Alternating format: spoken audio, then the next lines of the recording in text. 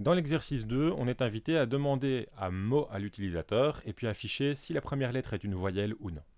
Donc commençons par déclarer notre scanner, clavier égale new scanner, point, parenthèse system in.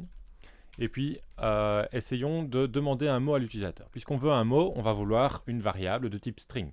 Donc ici mon mot, ça va être quoi? Ça va être clavier, point. Alors on a déjà vu une next int, on a déjà vu une next double. Ce qu'on nous propose ici dans le TD, c'est d'utiliser next line. On pourrait aussi utiliser directement next. Les deux vont fonctionner. Next line va lire toute une ligne, c'est-à-dire éventuellement plusieurs mots, alors que next va lire précisément un seul mot. Donc ici, je vous propose d'utiliser simplement .next pour lire un seul mot. Quand on lit un seul mot, eh bien, on récupère ce mot dans la variable que j'ai appelée ici mot. Si ce qui m'intéresse est la première lettre, on avait vu, pour avoir la première lettre, il faut prendre mot.charat de 0. Et ça, c'est la première lettre. Et la question, c'est est-ce que c'est une voyelle ou est-ce que ce n'est pas une voyelle?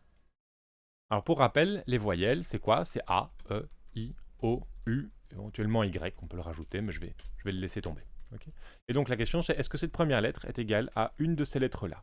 Eh bien, je vais simplement utiliser un if pour vérifier cela. Donc, si la première lettre est égale à A, et j'utilise bien ici des single quotes, donc des guillemets simples, donc des apostrophes, pour que ce soit bien de type char, puisque première lettre est de type char.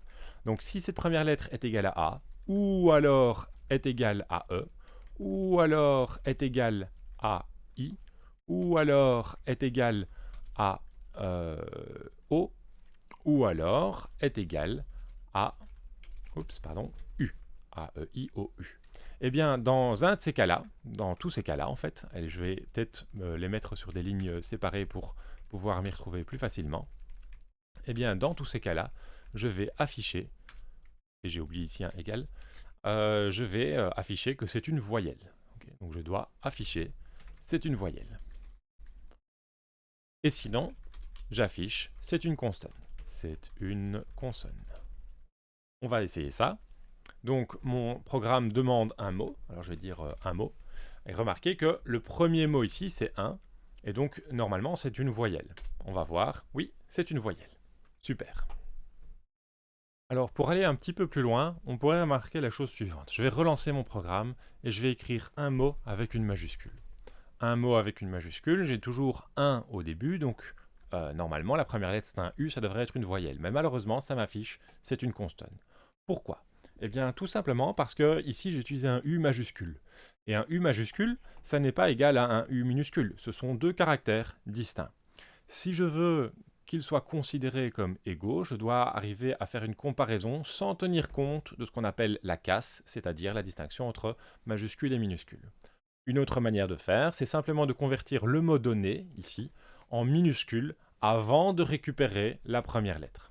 Et ça, on peut le faire grâce à une autre méthode qui est to lowercase. Alors je vais vous montrer, donc je vais définir une autre variable qui sera mot en minuscule. Donc ce nom-là, c'est moi qui l'ai choisi. Et comment est-ce que je fais pour avoir le mot en minuscule? Eh bien, je prends le mot de départ et j'appelle sur ce mot-là, donc j'utilise le point, j'appelle sur ce mot-là une méthode qui s'appelle toLowerCase, qui est ici. Donc toLowerCase, point virgule évidemment. Et maintenant, si ma première lettre, je la récupère à partir, pas du mot de départ, mais à partir du mot en minuscule, eh bien, je vais avoir la première lettre en minuscule. Et donc, je peux essayer maintenant que ça fonctionne avec un mot avec une lettre majuscule. Oui, c'est bien détecté comme étant une voyelle. Alors bien sûr, dans ce cas-ci, j'aurais aussi pu simplement rajouter dans mon if les 5 cas possibles pour des lettres majuscules et ça aurait fonctionné exactement de la même manière et ça aurait été très bien également. Mais on verra que de plus en plus, si on a la possibilité d'être fainéant, c'est-à-dire d'utiliser du code qui a déjà été écrit par quelqu'un d'autre, eh bien on le fait parce que c'est quand même beaucoup plus simple, beaucoup plus lisible d'avoir seulement 5 cas plutôt que 10 cas dans notre if.